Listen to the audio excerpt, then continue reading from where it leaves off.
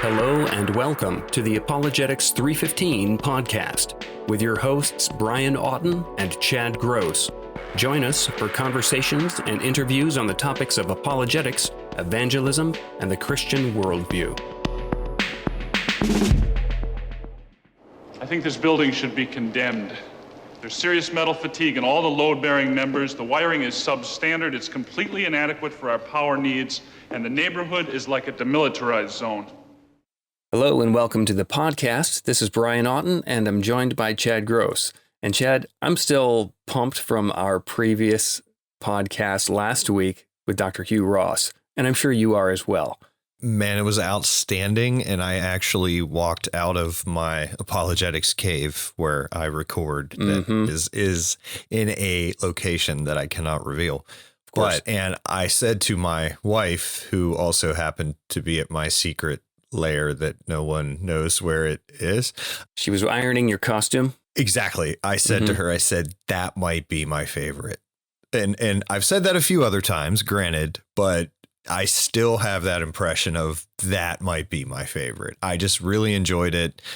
His knowledge, you could feel his warmth and kindness even through the, on screen, so I really enjoyed it. And it was very encouraging and kind of spurred me on to want to become a better ambassador for Christ. Yeah, really enjoyable interview with Dr. Hugh Ross of Reasons to Believe. That's reasons.org. You can catch that episode from last week. That's number 104 of the reboot numbering system. There are hundreds more interviews prior to the 100s. So if you go back into the back catalog, you can find another interview with Dr. Hugh Ross 12 years ago. But that's episode 104. This week, we're shifting gears and talking a little bit more sciencey again, this time in the area of biology, and we're talking about evolution with our guest, Perry Marshall. Now, if anyone's listened to the Unbelievable radio program, which is great with Justin Brierley, you may have heard of Perry Marshall before because he's been a guest on there a few times talking about evolution and his take on evolution. We're going to be discussing his book titled Evolution 2.0, Breaking the Deadlock Between Darwin and Design. We'll let Perry unpack some of the ideas in the book, but I found it a really interesting read, sort of a look at what's going on in our DNA, how cells and organisms respond and develop and change over time, and how he thinks we should reframe how we talk about evolution and the mechanisms behind what's going on. In essence, shifting from evolution 1.0, which we're all taught, random mutation plus natural selection over time gives you new species and development and evolution. He's saying, let's upgrade that to 2.0 because there's a lot of other mechanisms involved. Evolution is more like a Swiss Army knife than this one lone mechanism. And so we're going to talk about that and talk about its implications when it comes to creationism, intelligent design, Darwinism. How much of this should we accept? How should we think critically about the issues? And does it really pose a threat to what we believe about God's creation and involvement in the area of science and how we look at science? So I'm really looking forward to this interview. Should be fascinating. I always appreciate discussions in these arenas and like to fine tune my own views. Being a layman, having access to people who have deeply studied these topics to, make sure that I'm representing the various views fairly is always something I want to take advantage of. So yeah, it's going to be fascinating, and we'll link to all of his resources in the show notes. If you want to go to perrymarshall.info, that's his personal homepage, or his professional homepage is perrymarshall.com, and you can find lots of other books by him as well. So let's go to the interview. Let's get ready. Switch me on. Well, Perry Marshall, thanks for coming on the podcast. Thank you for having me on. It's an honor. I've known about you guys for years, and here we are, mixing it up. Likewise, I've heard you on Unbelievable program and listened to your talks and watched some videos and read your books and finally get a chance to see you and speak to you. So thank you very much for your time. So we're going to be talking about your book, Evolution 2.0, Breaking the Deadlock Between Darwin and Design. But first off, tell us a little bit about your background. So I am an electrical and acoustical engineer who got laid off from engineering when my wife was pregnant, 3 months pregnant, at which time I went into sales and marketing and eventually became a marketing consultant and an author of books on Google ads, Facebook ads, 80/20. And this hardly sounds like a background for a person who's going to go write a book about evolution. But one of the books that I also wrote about 20 years ago was Industrial Ethernet. I did a stint working at a industrial networking company that they made hardware and software interfaces for moving data in factories. And just like, homes have Ethernet and Wi-Fi, factories have all these networks that are specific to automation. And that field was just exploding in the early 2000s. And a academic industrial publisher called me and asked if I would write an Ethernet book. And I said, yes. And so what happened was my brother was, so I went into business and engineering. My brother and I, both pastors' kids, grew up in Lincoln, Nebraska. He went to master's seminary in California, got a master's degree in theology, and ended up becoming a missionary in China. And in 2004, I went to visit him, and we had emails going back and forth for a couple years at that point with a lot of theological and apologetic questions. He was really trying to figure out a lot of stuff. And when I got to China, I discovered that he's kind of done asking all these questions, and he's not a Christian anymore. He's done with this Christianity thing. And he says, I don't believe this anymore. And in a couple months, I'm going to come home, and I'm not going to be a missionary either. And I'm just done with this. And we got into an argument. And I said, Brian, look at the hand at the end of your arm. This is a nice piece of engineering, and I'm an engineer. I should know. You don't think this is a accumulation of random accidents, do you? He goes, hold on. And he just came right back with a pretty standard neo-Darwinian, all you need is mutations and selection and time, and the falcon eyes are going to get better and the falcon wings are going to get better, and it's going to continuously improve. And you don't need God, and you don't need a designer. And I didn't really have any objection to the basic idea of evolution, but he was saying more than that. He was saying that it was also a blind, random, purposeless process. I had this moment in this conversation where I thought, wait a minute, even though this does not make any sense to you as an engineer, I know that there are a whole bunch of biologists that would agree with him and not me, and they can't all be stupid. So maybe there's something I don't know. And maybe you're not going to solve this on this one trip to China.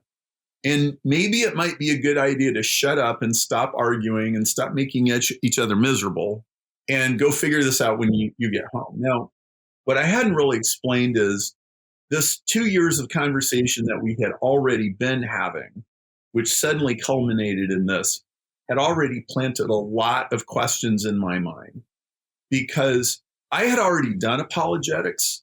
I had done quite a bit of it, and I would have considered myself better than most. But you have not had an apologetics conversation until you've had it with a guy who has a master's degree in theology with Greek and Hebrew, and he knows where all the bones are buried. And I was kind of drowning. Mm-hmm. And I said, you know what? I'm going to go home. I am going to get to this bottom of this question about, is your hand a product of a purposeful process or a purposeless process? And I am probably going to let science make this decision for me. Because I also knew from being a pastor's kid in a highly theological church that theology is kind of squishy. And you can just change one little assumption and you just endlessly argue around in circles. And as an electrical engineer, I knew that science isn't really so much that way. At least, building circuits is not. And so I went home and I decided to get to the bottom of this. That was 19 years ago, and I had no idea how fascinating and deep this was going to be. I had no idea that I would still be going deeper and deeper and deeper in the rabbit hole almost 20 years later. And so that's the short introduction of how did I get here. One of the things that's interesting about your book, it seems, is that you don't really land in either one of any of the what we call traditional camps. There's creationists, there's evolutionists, there's the intelligent design theorists.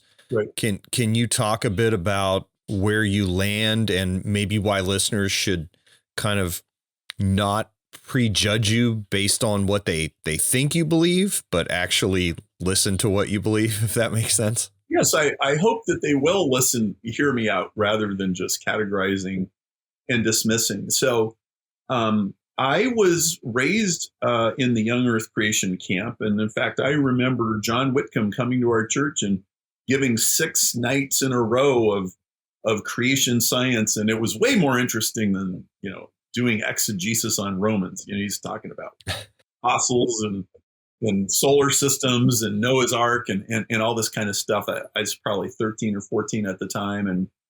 And when I was maybe 23, 24, I remember discovering Hugh Ross. He actually came to our church and spoke. And so I sampled a lot of different views. But after studying this subject and coming in as an outsider, I think that's a very important part of it. I came to this subject. I had a heavy theological background as a pastor's kid, but I also had an electrical engineering degree with a specialization in communication systems and control systems. I had a lot of experience with analog stuff. I had a lot of experience with digital stuff. And so there was a giant epiphany that happened a few weeks into my search after I came home from China. And it was, I found biology and evolution to be absolutely blindingly complex. Like, this is harder from an engineering point of view. The questions we're trying to solve here, the structures we find in biology are immensely more complicated and more sophisticated than anything in human technology. I was in a good position to know what human technology is actually up to. Right. I was in that world, and this is way beyond. And I had this epiphany, and I was trying to understand the genetic code and DNA and all that. All of a sudden, it came to me in a flash. I'm like, wait a minute. I've seen all of this stuff before. I wrote an Ethernet book. This is digital code. This is transmitting ones and zeros from A to B. Now, in biology, it's A, C, G's, and T's. So it's a 4-letter code instead of a 2-letter code, but it's all digital code. It all is subject to the same physical forces. The mathematics are all the same. It was one of the biggest epiphanies I ever had in my life. I'm like, I know how to break this apart. This is a digital communications problem. Genetics is a digital communications problem.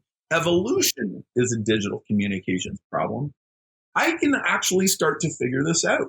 And all of a sudden, everything started to make sense. Because you can't violate the laws of physics. You can't violate the laws of information theory. And what I started finding out was cells have been doing for 3.5 billion years what humans thought we invented in the 1920s and 30s and 40s and 50s. Oh, okay, wow. This is amazing. And so I started pursuing that. And I also started mixing it up online. In fact, about a year into it, I found myself, to my chagrin, pulled into the world's largest atheist discussion board, Infidels, at the time. Oh, yes. And defending myself. I had gone to Willow Creek Community Church and given a talk there called "If You Can Read This, I Can Prove God Exists," which is a little bit tongue-in-cheek because, prove with an asterisk, like infer. But the argument was DNA is code. All the other codes are designed. Therefore, DNA is design. And I gave that talk, and I had all my arguments put together, and then I put it online. And I wanted to make sure that my arguments were absolutely rock solid, and I would take on anybody who challenged me. And I would get all of these emails from all these different people. And one day I started talking to this atheist, and I started backing him into a corner, and he got flustered. And so he went over to Infidels. He posted a link to my Willow Creek talk. If you can read this, I can prove God exists. And he said, hey, I've been talking to this Perry Marshall guy. Be nice to him while you eviscerate him, please. And it was me against this horde of all of these. And I'm like, oh, no, what did I get myself into? And like, this was really serious because like this could completely destroy my online reputation. And I made my living as an online marketing consultant. So, I mean, we all know now that careers can be destroyed by such things. I'm like, well, here you go, buddy. I think you've been subconsciously asking for this, and it just showed up at your doorstep. So you better defend yourself. And so I did, and this became the longest running, most viewed thread in the history of Infidels. It went on for 7 years. Wow. It was really funny because every time new posts would go onto the thread, it would pop back up to the top. And it became an embarrassment to the atheists because none of them had a counter argument to what I was saying. I was like, show me a code that's not designed. All you need is one. No, snowflakes are not codes. Sand is not a code. Starlight is not a code. And ocean waves are not a code. We go round and round. And I soundly beat them. And so I spent, hundreds, thousands of hours nuancing these discussions and engaging with people and asking the questions and finding better and better ways to try and explain what I was doing, what I was thinking. And over the process of doing this, I became dissatisfied with all of the available choices or, all of the stores in the mall. I was not happy entirely with the creationists or the Darwinists or the intelligent design guys. By the way, I have to say, there was valuable things in every single camp. Even the ones I didn't particularly like. Like, you might not like the panspermia people who think that life came from outer space. You might think that sounds nutty. Sure. Sometimes they come up with really interesting models of chemistry and things that can be very useful at times. And so, like, no matter how kooky or, unsavory somebody's view is, there's usually somebody from their camp who is doing something useful and interesting. And so I ended up assembling a very eclectic set of views and tools that I call Evolution 2.0.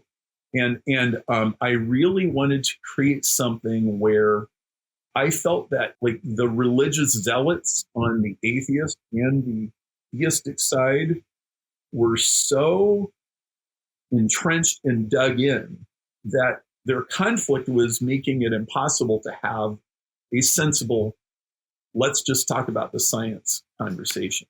And so there was a lot of things that motivated me to do it the way I did. That's helpful. I want to talk to you and ask why I call it Evolution 2.0. And one of my thoughts is that it just so happens my daughter is studying for biology exams at the moment. So we're going over genes and DNA, alleles, evolution, and then, of course, random mutations and change over time make the new species, et cetera. Right.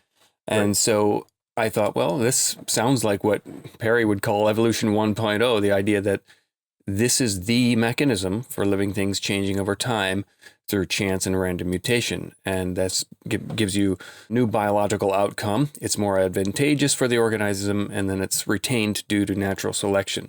Now, from reading your book, it seems to me Evolution 2.0, as you put it, is more like this. The organism is driven by actual code, and it has the sort of, as you put it, Swiss Army knife of various tools at its disposal to respond and adapt to environmental pressures. So why Evolution 2.0? So remember the conversation, the hand at the end of your arm and my brother, and he says, look, all you need is these random changes. Well, I really picked up on what he was saying because I'm a communications engineer. The notion that you could take any kind of code or instructions and then just randomly change it, and once in a while it's going to be better, is adding noise to the signal. You're adding noise to the signal, and any communication engineer can tell you that will never work. The only way to make it work is to take little tiny parts of it, and like, I'm only going to randomly mutate this teeny tiny little part, and I'm going to try a bunch of things, like one of those one-armed bandit machines in a gambling casino where the cherries and oranges spin. Mm-hmm. You're like, okay, like 2 or 3 at a time, then you could do that. But like the standard explanation of evolution doesn't work at all. And the creationists and intelligent design guys have been right about this all along. But there's another thing I discovered that just, it blew my mind. It rocked my world. And it was when I discovered Barbara McClintock.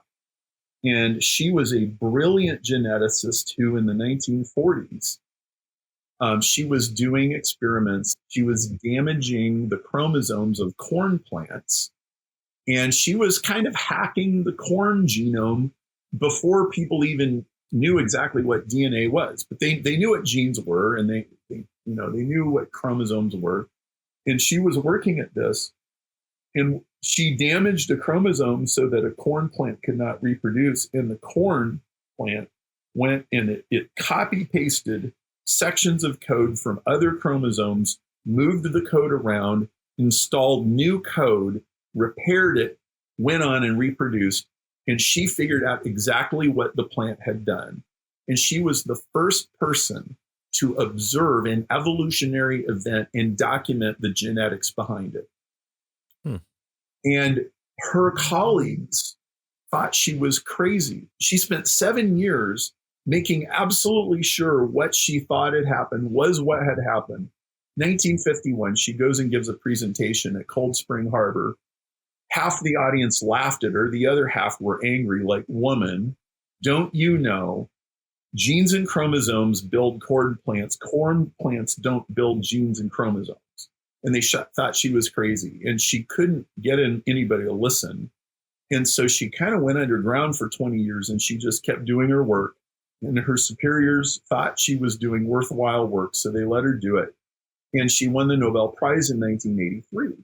And what she figured out was every organism, not just corn plants, but bacteria and eukaryotes and mammals and amphibians, they all have the ability to cut, splice, and rearrange their DNA and re-engineer it in real time. And so to an engineer who, up until I discovered her, I was kind of on the fence about evolution. In fact, I was very perplexed because on one hand, I absolutely knew that the explanation they were giving me about these random mutations couldn't remotely possibly be correct. There wasn't the slightest chance that that was what was going on. I knew that. On the other hand, I couldn't dismiss the idea of evolution. There was too much evidence that I found very convincing that one species does evolve into another, that there's common ancestry and all of that. And so I was just sitting there with a dilemma. And I took the approach, well, I don't really think the Bible has a position on this. I don't think you can read Genesis and say that, well, that can't be an evolutionary process. I mean, it does say, let the ground produce creeping things and cattle. And like, I don't see any problem there. I'm just going to hold this as an open possibility. I'm going to be neutral about it. I found that arguing that DNA was code and code was designed and avoiding evolution or not having a position on evolution actually helped me a lot. If I was against evolution, it just threw up a wall with people. Well, that wasn't my main concern. My main concern was, is this intrinsically purposeful or is it not? Is the hand at the end of my arm a sure sign that we live in a purposeful universe, or do random accidents produce stuff like this? And so when I discovered that organisms can re-engineer themselves, I said, This is more interesting than anything I've heard either of these sides arguing about. Why isn't everybody talking about this? That was the beginning of evolution 2.0. And I've only given just the tiniest sliver of the tip of the iceberg. It's just amazing what living things can do. Yeah, there's a number of things you talk about in the book. You mentioned there transposition. You talk also about horizontal gene transfer, where different genetic material between organisms are transferred, hybridization, things like epigenetics and symbiogenesis, which I don't know if we'll even get into, but just teasing that out there for the listener who might want to download the ebook or listen to the audiobook. It's fascinating. And I was telling Chad, like when I was reading it, I was like, the data seems to be unobjectionable. There's nothing intrinsic about this that threatens your faith. And I'm thinking, No, this all screams design to me. Even if you look at it like in one hand, you're affirming evolution. On the other hand, it's affirming design. So it's like, where do you land? How do you sort that out? And then at the same time, I'm thinking, well, neither of these are threatening to my faith, So I'm just trying to figure out, well, how did God do this? Because clearly this is not random. Mm-hmm. No, this is affirming to faith. And if it's the opposite of what people think. So here's an analogy. Did either of you guys ever use DOS? Like a DOS computer back in the day, you have the C prompt and you type, and you insert a floppy disk. Okay, so remember DOS. I want you to imagine that Bill Gates put DOS out in 1981, and that starting in 1981, no Microsoft engineer ever touched the keyboard. They didn't mess with it. And I want you to imagine that DOS running on a IBM 8086 computer started rewriting itself, and it developed a Windows desktop, and it developed Microsoft Word, and it developed Excel, and it developed all the icons on the desktop, and an Ethernet connection, and a Wi-Fi connection, and antivirus software. Let's say that the original DOS program self-generated all of that and became the Windows of today, without any humans having to type at keyboards. Would you be impressed? I would be impressed. Very much so, yes. Okay, And I would require quite a robust explanation for that. Yes. Okay, so that's how Christians should view evolution. This is Aikido. This is martial arts. This is using the opponent's momentum against them.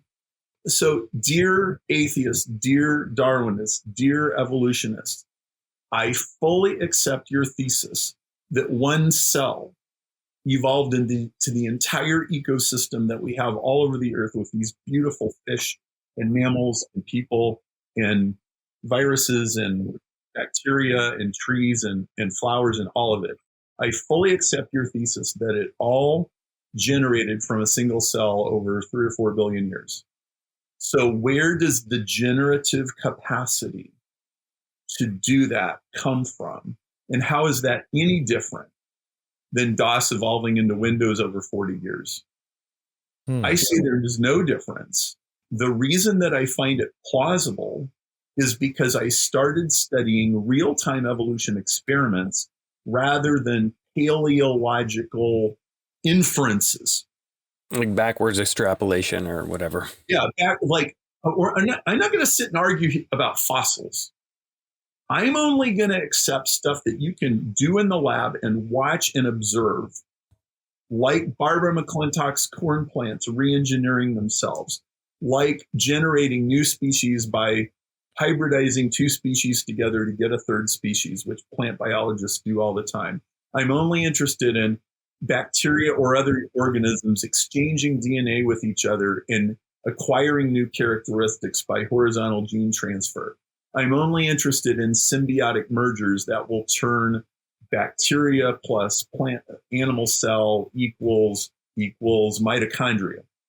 I'm only interested in what you can actually show me will happen. And that's what I wrote the whole book about.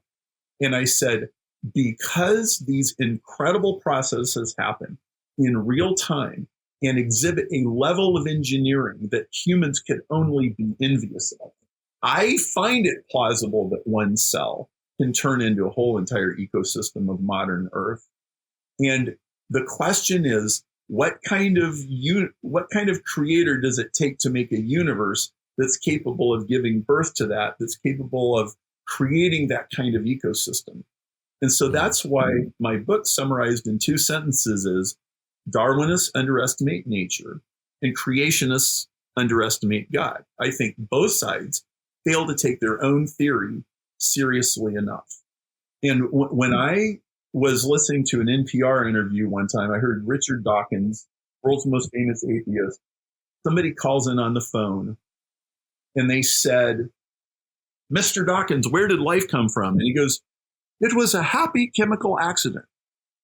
I almost put my fist through the ceiling. I thought, an Oxford professor is saying stuff like this and getting away with it? I can't believe it. I was aghast. And I thought, it's not the theologian or pastor's kid in me that finds that upsetting. It's the engineer. I know how hard it is to design a circuit or a digital network or a computer or write a piece of software. He's going to tell me that the first cell was an accident, and then every step of evolution ever since was just an accumulation of more and more accidents. That's not science. Science is the study of logical, rational processes that you can mathematically model and break down. He's not giving you a scientific theory. He's giving you a story. He's giving you a religious narrative. It's just an irreligious narrative. And that made me so upset. I was just appalled at the level of conversation that was going on out there. I said, I have to do something about this. Like, I just can't sit and not do something. What can I do? So DNA is a code. You argue that throughout the book. So you want to unpack how, we talked a little bit about, how codes can't come from non-intelligence. We've talked a bit about adding noise to a system doesn't increase the complexity or increase the information. Mm-hmm. From your background in software engineering and engineering various systems, how does that inform your view on the role and the origin of DNA? So that gets you into the origin of life and where did the genetic code come from? And so after a few years of making that argument, DNA is code, all the codes are designed, therefore DNA is designed. I really only had one frustration, like when I would mix it up with atheists, which was I had a very hard time getting them to agree on the definitions, and the arguments would just go around in circles. And one day I had this realization, Barry, write a specification, show them how to prove you wrong, and put money on the table and say, prove me wrong. And so I wrote a blog post. And I said, if you want to prove that you have a code that nobody designed, here's what you got to do. And I stole something right out of an engineering textbook. I made a spec, and I was arguing with this guy on my blog. And I said, okay, here's what you got to do. If you can do this, I will write you a check for $10,000. And I remember pressing the button, like post the blog post, and going, you ever done this? What's going to happen now? Did I just launch a nuclear missile? Am I going to get attacked? What's going to happen? And what happened was nothing. He went silent. And the back and forth and the round and round and round and circle is just stopped. I was like, well, that was interesting. Then I get in the same conversation again next week. And I tried it again and it just stopped. From that point forward, every time I would put this in front of people, I was saying, put up or shut up. I don't want to have a philosophical argument. You're either going to show up with some evidence or you're going to shut up. So what's it going to be? And it just went silent. And this was probably after about 5 years of like duking it out and trying any which way. And, one of my goals for a while had been, man, I'm going to back an atheist into a corner in 30 minutes. I'm going to back an atheist into a corner in 10 minutes. I'm going to back him into now I got it down to 30 seconds. Wow. Congratulations. So, oh, what? So now, well, what you find with most atheists is they're not even remotely interested in changing their views or anything like that. And sometimes the only reason to argue with them is just to kind of sharpen your sword and polish your own thinking. Okay. That has a certain amount of value. But now that I could back any atheist into a corner in 30 seconds, I started thinking, all right, well, what can we do with this that would actually be useful? And what I did was I said, well, I think this is actually a valuable question. And I don't think just saying God did it. I don't like God of the gaps arguments. I think we can actually do better than that. So I absolutely, positively believe in God. And we haven't talked about that very much. We can if you want. I believe in God as much as I ever have. But I don't need any particular unsolvable scientific question in order to believe in God. To me, it's enough to know that I live in this magnificent cosmos that has this capacity to self-create that is absolutely mind-blowing. That's enough for me. But what I love about science is that you can always peel the onion. Any question that you want to approach, you can always find another layer of understanding how it works and understanding there's always more curiosity and more discovery. And so I started to think, maybe I shouldn't think of God as like this computer programmer who typed up the genetic code and downloaded it into a cell and pulled the lawnmower engine and started it all up. Maybe it's even more subtle than that. And I know that if I turn this into a God of the gaps argument, I just shut down conversation. Whereas if I put this out there as an open question that might be solvable, I can open up conversation. So what I'm going to do is I'm going to go to investors. I'm going to raise $10 million of investment money, and I'm going to turn this into a prize. And we're going to establish without any question that where the genetic code comes from has never been answered. We don't know where codes come from in biology. We don't know what agency is in biology. We don't know where that comes from. Let's make the biggest basic science research prize in the world. And let's get people thinking about this, and let's force the world to ask better questions than they're asking right now. Let's make it impossible for Richard Dawkins to ever say, "Boy, it was a happy chemical accident." Let's just take that kind of discussion off the table, and let's start having real discussion. And so it took quite a long time, but I raised the money. And in 2019, Dennis Noble invited me to the Royal Society, and we did a press announcement. And we announced a $10 million prize for the origin of the genetic code. And I've got George Church from Harvard. He's probably the most influential geneticist alive today. He's on my judging panel. Michael Ruse, who's a somewhat famous atheist. Yeah. You guys are undoubtedly familiar with him. He's also a very friendly, wonderful person. He's not a jerk. Yeah, and he seems that way in debates. He's a very, very reasonable guy. And I get Dennis, George, and Mike on my judging panel. And it was announced, it had a story in the Financial Times a couple days later. It's been written up in a lot of scientific journals. And now I'm involved in origin of life discussions, virus research, questions about agency, the co-founder of the Cancer and Evolution Working Group in the American Association of Cancer Research, which is a whole story in itself. I found myself, so now here we are in 2023, I'm deeply involved in some really wonderful academic societies. And what all of these groups have in common is they are very dissatisfied with the traditional Darwinian explanation of how things work. It's pretty much useless. It's a terrible theory. And there are much better models of evolution, and they're very important because they influence things like immunization and immunology and cancer and tumors and cancer treatments. And so it's probably a third of my life is now being a science researcher. 2/3 of my life is being a business strategist and a consultant and an author. And I run seminars and I have consulting clients and all of that. And that's wonderful. But about a third of my life is being a scientist. That's fascinating.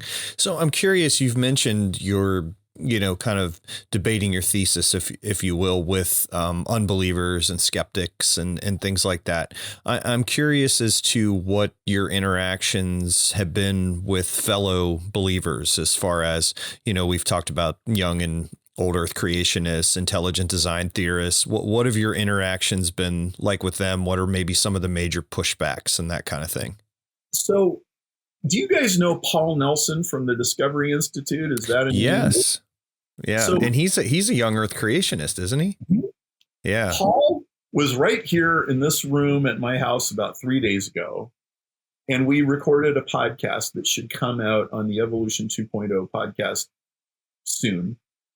And we did a 3-way with Joanna Xavier at University College London. And she and I had done a podcast in which we had talked about some of our both positives and criticisms of intelligent design, which caused him to write a blog post on the Discovery Institute website.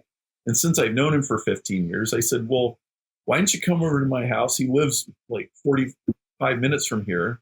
Why don't you come over to my house and let's have a conversation about this?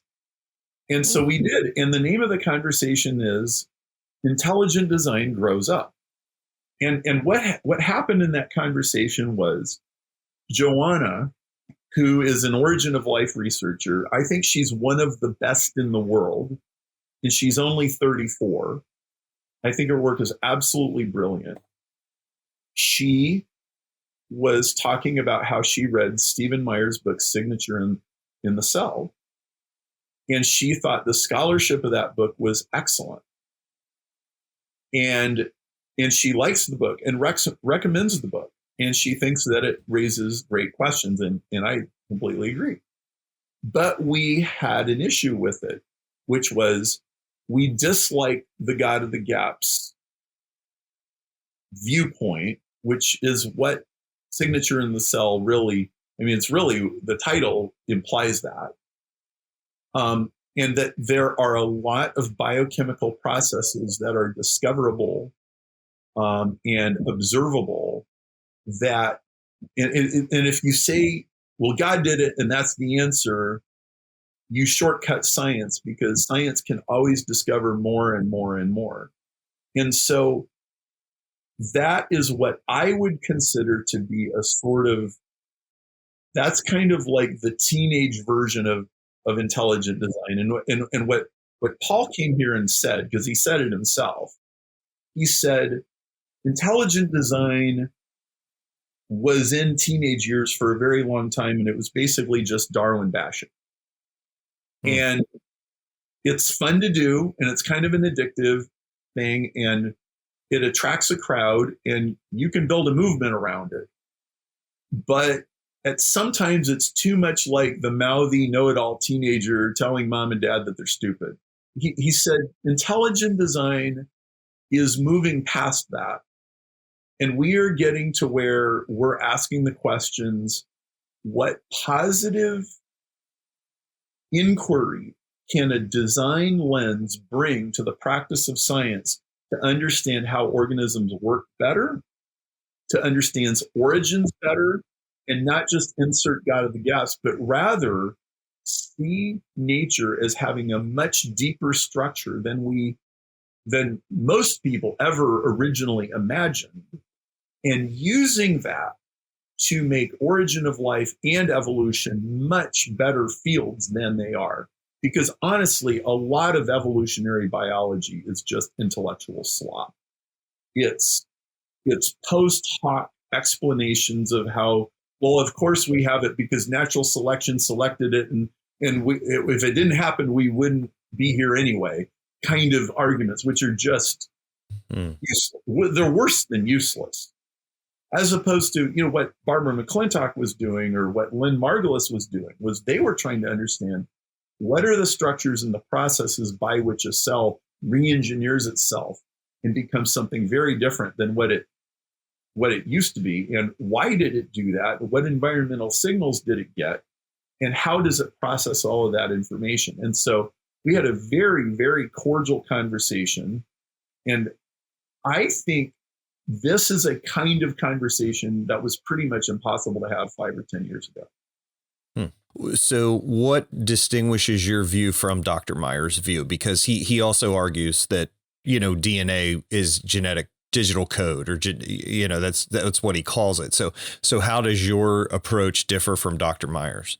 Well, so when I say DNA is design, one interpretation of that would be, okay, so God is like an engineer, and he set up the genetic code table, and he built the first cell, and he switched it on almost like a human engineer would, build a transistor radio and stick the battery in and turn it on. And then away it went. Well, that's one way of viewing design. But I think a deeper way of viewing design is to understand that all living cells all organisms possess some level of sentience, and they are self-aware, and that they design and redesign themselves because of their agency. And I mean the philosophical term agency, which is the ability to act on the world and effect change at will. And that the genetic code is downstream from an intrinsic agency, which we don't understand. The consciousness people would call it the hard problem of consciousness. And Paul Davies and Sarah Walker call it the hard problem of life, which is information. And so I think there's a question behind the question, which is agency, which in philosophical terms is really free will. It's like, where does free will come from? And I say that free will isn't just a human phenomenon. Free will goes all the way down to the cellular level, and every living thing on Earth possesses it to at least some minute degree. And that's what makes life possible. That's the thing that makes life alive. And that's the thing we don't understand. And so it may be woven into the fabric of the universe, but it's also perfectly compatible with the Christian conception of God the Creator, as I understand. It's perfectly compatible with a biblical worldview.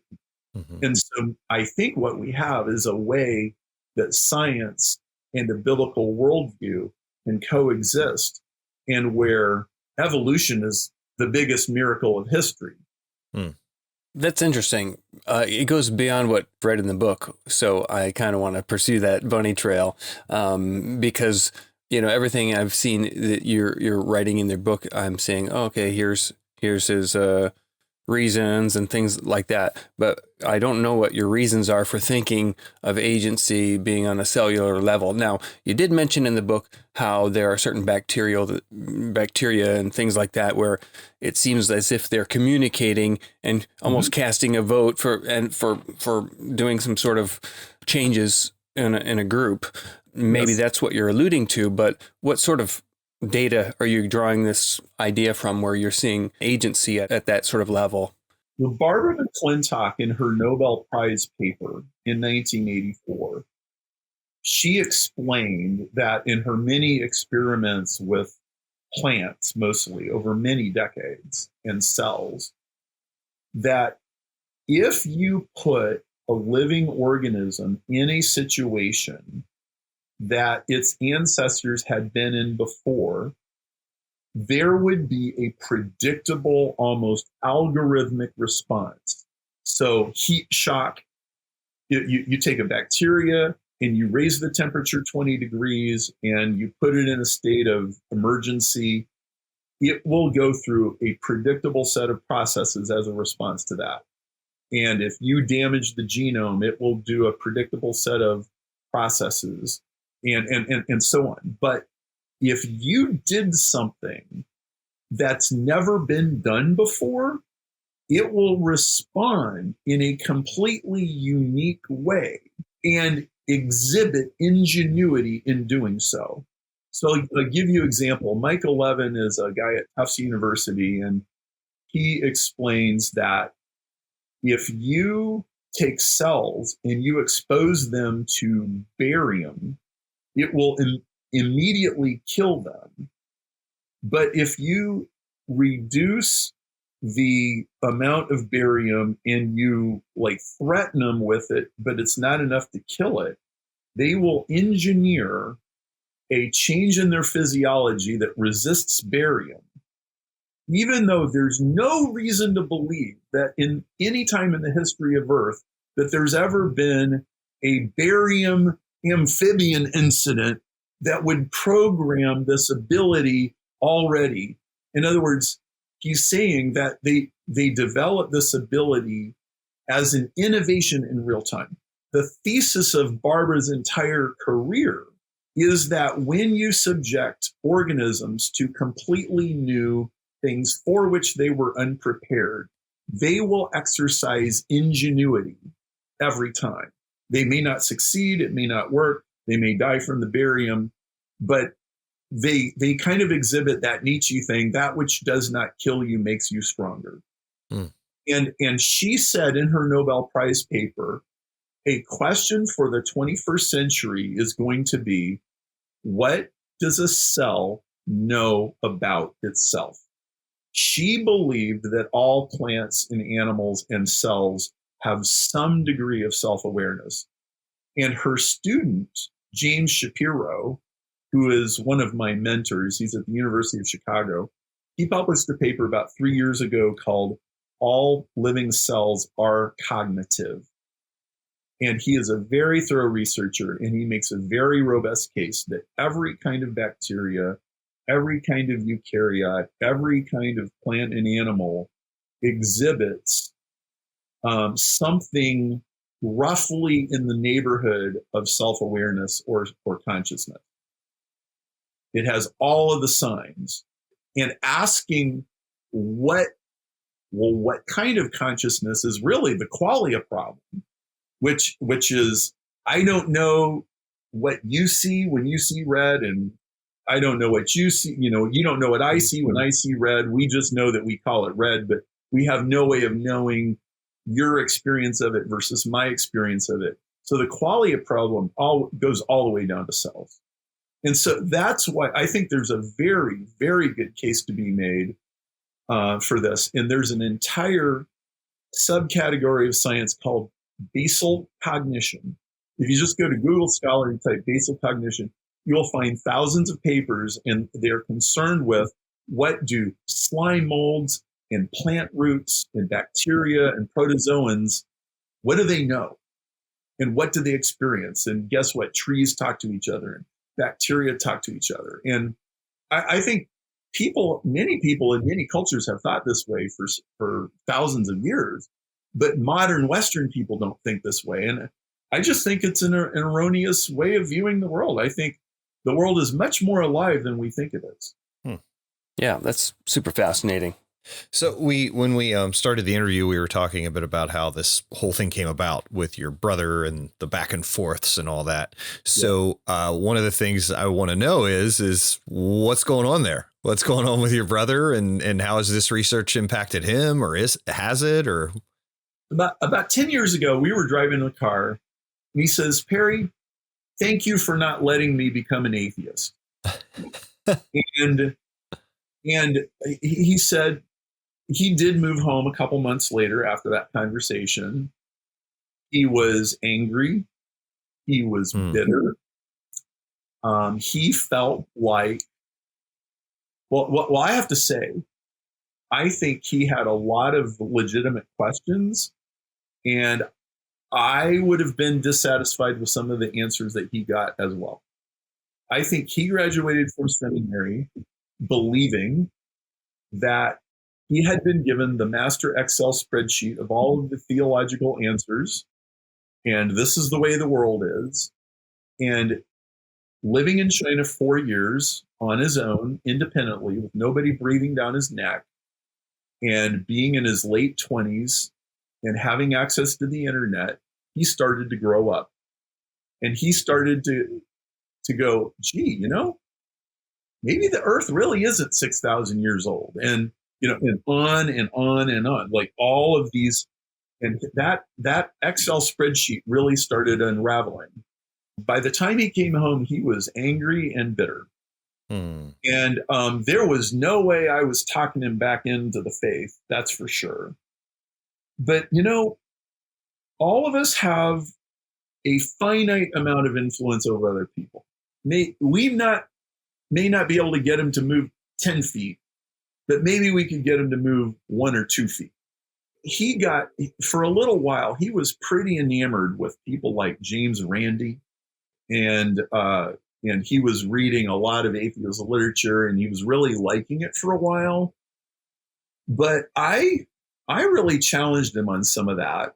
And, at this time, obviously, I'm going very deep into all the science stuff, which he very quickly started to appreciate.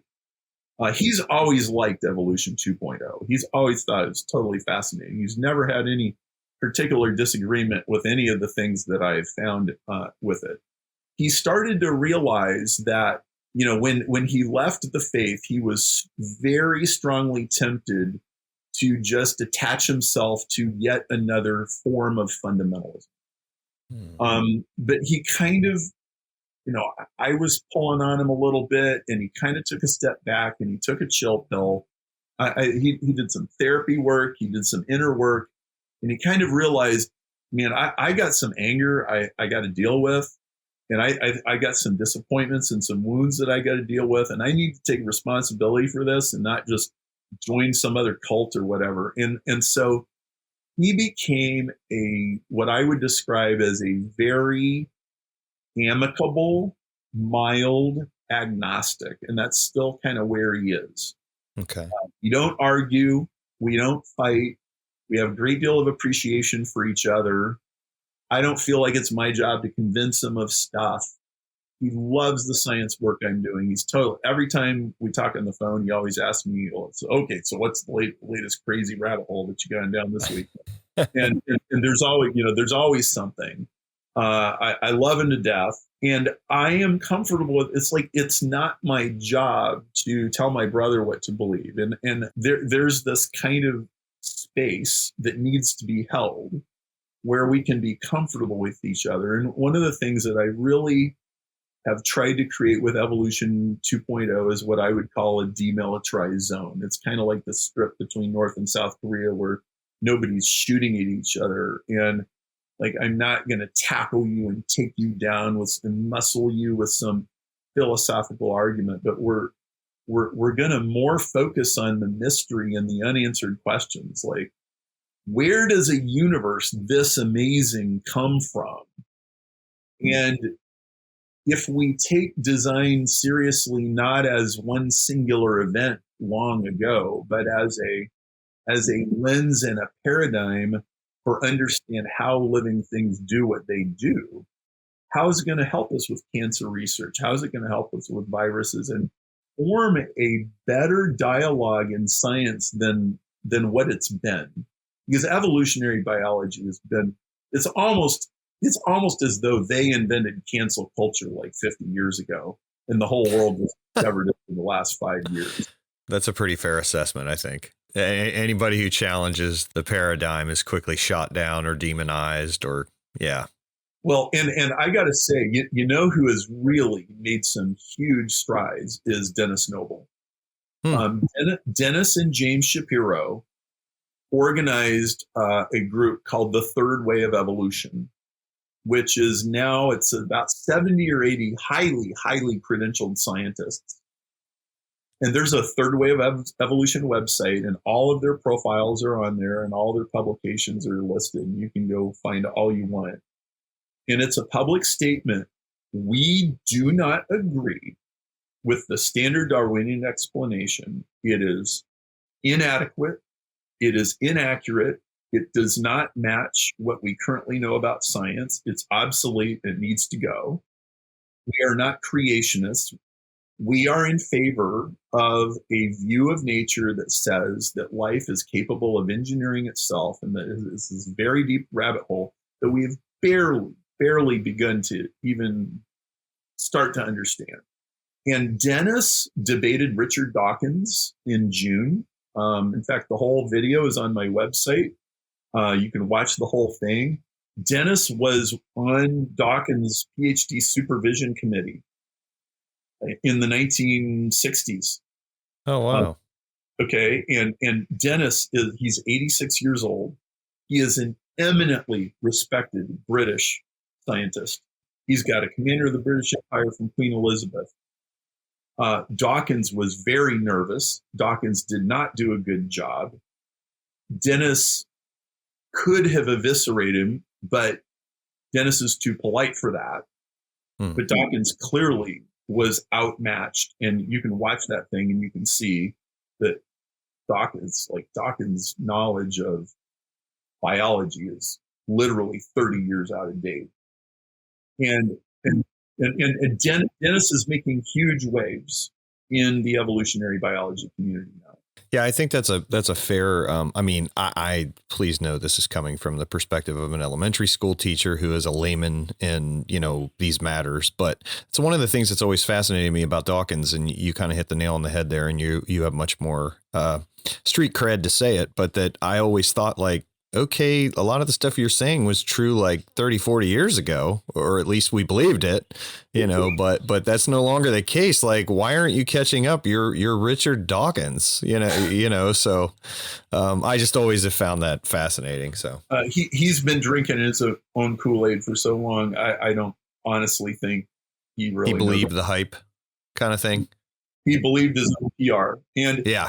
The selfish gene is a wonderfully attractive, appealing, simple to explain story for like Evolution 101, and people love it. And the book is wonderfully written, but it's terribly wrong. It's just, it is wrong at so many levels. Most of it is just wrong. And it's getting very long in the tooth. And a lot of people in the profession know it. And it's almost like in the Book of Narnia when spring starts to come after the winter. That's what's going on in evolutionary biology right now. There's a whole, like if you go to the Third Way of Evolution website, or if you look at some of Dennis's videos and you look at what's going on, you're going to find a whole different flavor of evolution than anything you're hearing from Richard Dawkins, and it's vastly more productive. So like with cancer is, my definition of cancer, this is the definition that most of the Cancer and Evolution Working Group would give in the AACR. Cancer is when the cells of your own body start evolving out of control. The reason that chemo doesn't work in stage 4 and your sister-in-law dies, like her numbers get better and it's looking good, and then she's dead 3 months later, it's because cancer cells can out-evolve anything any oncologist knows how to throw at them because they're smart. Okay, you can kill one species of cancer. When you got 1,000 species of cancer, after radiation or chemo has forced a massive evolutionary diversity in the tumor, you're not killing 1,000 species of cancer. No way. They'll just take over. And so literally when you're fighting cancer, you're fighting the real-time power of the evolutionary process to adapt and change and switch. It's incredible. I mean, I know it's dark and it's depressing, but it's also a testament to the incredible ingenuity of the cell. And all of us we've all had family members, we've all watched it happen. That's proof positive of how powerful the evolutionary process is. Well, that's fascinating. I just wanted to say that I do have a friend that he had been challenged with the whole evolution thing and trying to reconcile that with his faith. And we had been having some discussions about it and interactions, and because he felt like, well, I still think evolution is, I just can't let it go. there's a lot of evidence for it. I just don't know how to reconcile it. And so I clued him onto your book there, and he read it, and he was just so encouraged and grateful for it. So when he heard that we were doing the interview, he wanted to know if you're planning on publishing some other books or anything else on the similar topic. I don't have a book in the works, but what I would suggest is I have a blog and I have a podcast, Evolution 2.0 podcast, and there's quite a backlog of some very interesting interviews, and the themes of that podcast tend to be along the lines of either third way evolution views of evolution, and talking to people who are doing that kind of work, and that includes cell cognition research. I got some really interesting interviews with Michael Levin, and then there's a lot of interviews also about cancer and cancer evolution. I have a couple of interviews with Azra Raza, which are just stellar. She is an incredible interview. And I mean, she's an oncologist at Columbia University in New York City, and she is a force of nature. He published a book a few years ago called The First Cell, which is a scathing indictment of the cancer industry, which she got away with writing because she knows everybody in the cancer industry, and they all know she's telling the truth. And so I have a virus paper coming out very shortly. There's another group that's very interesting. If for the propeller heads in the audience, it's called Thermodynamics 2.0.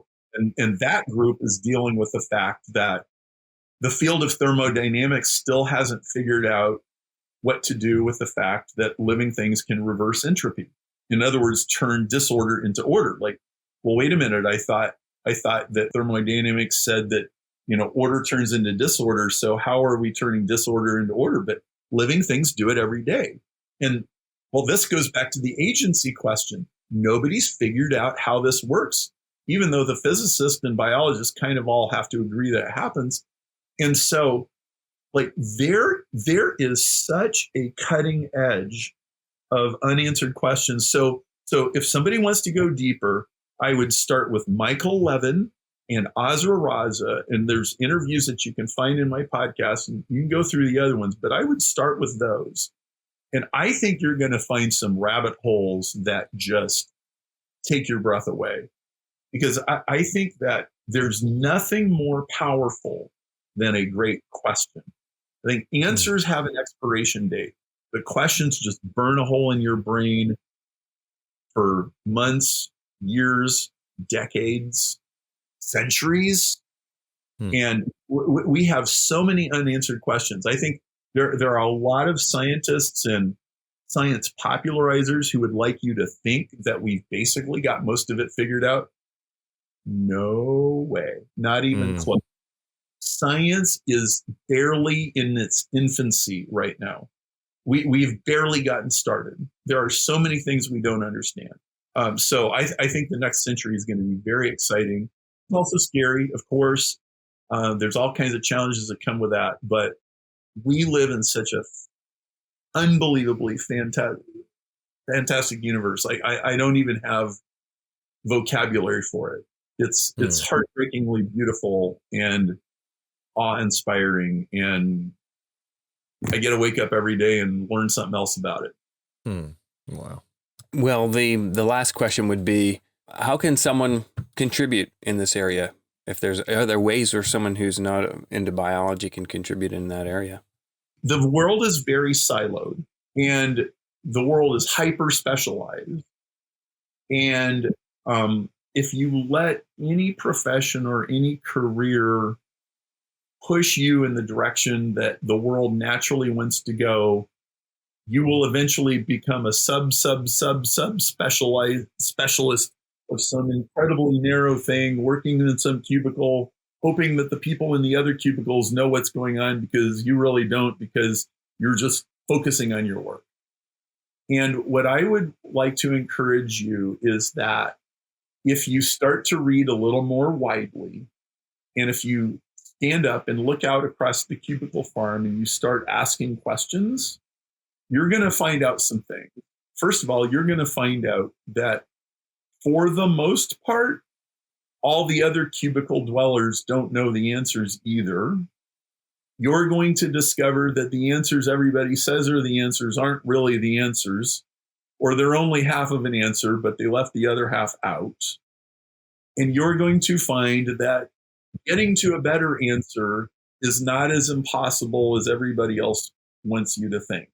And if you start reading outside your field and asking questions that you're allegedly not supposed to ask, you will start to become very hip and very wise to what is going on in the world. And you'll start getting a knack for knowing when to start questioning things. And questioning things is probably going to hack some people off sometimes, but this is what thinking people do. This is why we have brains. And going all the way back to Socrates and Plato, of course, we're going to upset the status quo. And so to your friend at CERN, he has a set of tools, and he has a background in education, and whatever it is, that background and that education does have bearing on other fields too. I don't care if he's a expert on quarks or particles or something like that. Whatever it is he knows, there's something in biology that needs that knowledge. And there's probably something in artificial intelligence that needs that knowledge. And there's something in chip manufacturing that needs that knowledge. And when you can start connecting dots between disciplines, and when you can start asking quote unquote stupid questions that aren't really that stupid after all, you'll become smarter and smarter, and you'll become less trustful of the standard answers that people are giving you. And this is what independent thinkers do. And it will make you better in your profession. It will make you better in your department. And you're also going to have to improve your political skills and your communication skills, because when you start challenging the status quo, you're going to get pushback. And that's what you're supposed to do. You're not supposed to just float down the stream like a dead fish. And so if I am picking up on the tone of his question, I think, dude, be courageous and just start pressing in. And as soon as you start getting too incestuous into one field, jump into another field and start reading about that, because the rabbit trails go every direction, all over the place. And you'll be amazed at how much progress you can make in 5 or 10 years. And I think it's absolutely worthwhile. And it sounds like he's really on a journey of some pretty amazing discovery. Thanks for that, Perry. Well, this has been fun. I love your questions today. It's been fantastic. Well, let's wrap it up, Perry. Point us to, there's like 85 websites you run. I know that you've got a zillion different domains. You probably have a person hired just to keep track of them all and make sure they don't expire. Where's the main go-to place? I know we pointed people to perrymarshall.info and perrymarshall.com, but I know there's also evo2.org. Yes. What's the best place for the resources and whatnot? Do this. Go to evo2.org, sign up for 3 free chapters of Evolution 2.0. It'll get emailed right to you, and it'll start going down the rabbit hole right there. That's a very simple thing you can do. And you can click over on the podcast and you can subscribe to the podcast. The podcast is on all of the different podcast feeds and all the platforms that you can get. So just go to Evolution 2.0 and sign up. And like I said, there's a backlog of really fascinating things. There's debates. There's debates with some of the intelligent design guys. There's debates with atheists like P.Z. Myers. And so, depending on what you're interested in, there's lots of things. And you'll eventually find all the other stuff, but that's a good start. I want to say something in wrapping this up. Mm-hmm.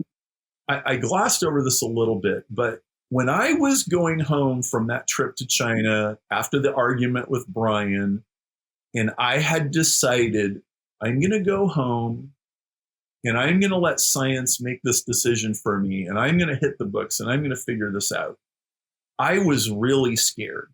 In fact, here's what I felt like. Because Brian and I had already been arguing about this for a couple of years, and I was feeling about half unhinged already. And all of a sudden, my brothers just bailed. And I don't know, maybe he's right. I don't know. I felt as though I was on a ledge, leaping into a black void, falling, and figuring at some point I'm probably going to hit some big scaffolding and it's going to slice me in half. And the rest of my body is just going to go, plunging and splat on the bottom somewhere. Like, I mean, I know that sounds over dramatic, but that is really what it felt like. It felt almost like physically threatening. I mean, I'm a pastor's kid. I grew up in church. I got little kids. We go to church. We go to Sunday school. And my wife knew what was going on. She knew, hey man, like my husband, he might come out of this an atheist and there ain't a thing I can do about this. And this is way over my head. I was just scared to death. But there was one thing I believed. I believed that whether Jesus was who he's, Christians say or not, I knew that he said the truth will set you free. And I figured, I think that's true. And I am going to pursue the truth wherever it leads. And there came a point where I said, so is it good enough to just like understand the engineer intelligent design point of view? Or do I have to really, really, really understand the atheist view so well that I could almost believe it? And I realized, dude, you got to take the red pill and you have to understand their view so well you could argue it and almost believe it, because you have to get to where you could understand the world from their point of view. And it was only then that I understood what the kind of questions were I was going to have to ask and answer for an electrical engineer with a theological background to believe there's no God. Because I looked at the hand into my arm and I thought, this is purposeful and it points to a transcendent something or other. And it was only because I was willing to take that terrifying leap and possibly embrace the other side that I was able to see the whole thing 360 degrees. And this is why I came to views that are different than the other established camps. And I'm so thankful that I did it. But what I want to empathize with is the person who's listening, who's going, okay, I don't really want to tell my Christian friends this or my whoever other kind of friends. I don't want to tell other people. This scares the crap out of me. And I don't know who I'm going to be after I get done sorting through all this stuff. And I just want to say, I understand what that feels like. And I want to encourage you. The truth will set you free. And you need to not be afraid of the truth. Well, that's a great way to end it. And thank you once again, Perry. We'll point people to your resources. Thank you for your book. Thank you so much for your time. Yes, and thank you. Really appreciate it. Great show, guys. Great interview. Thank you, Chad. Thank you, Brian. Yes, thank you. Thanks for listening to the podcast. If you have a question you'd like us to address or just a message for us, feedback, good or bad, you can either email us at podcast@apologetics315.com or leave a voice message for us using SpeakPipe. Just go to speakpipe.com/apologetics315 to leave us a message. And remember, if you include a Ghostbusters quote in your question, we guarantee that we'll read it on the podcast. We also ensure up to 50% better quality answers. Also, if you've enjoyed today's podcast, please leave a review in iTunes or the podcast platform of your choice. And please share this episode with a friend if you found it useful. Remember, you can find lots of apologetics resources at apologetics315.com, along with show notes for today's episode. Find Chad's apologetic stuff over at Truthbomb Apologetics. That's truthbomb.blogspot.com. This has been Brian Auten and Chad Gross for the Apologetics 315 podcast, and thanks for listening.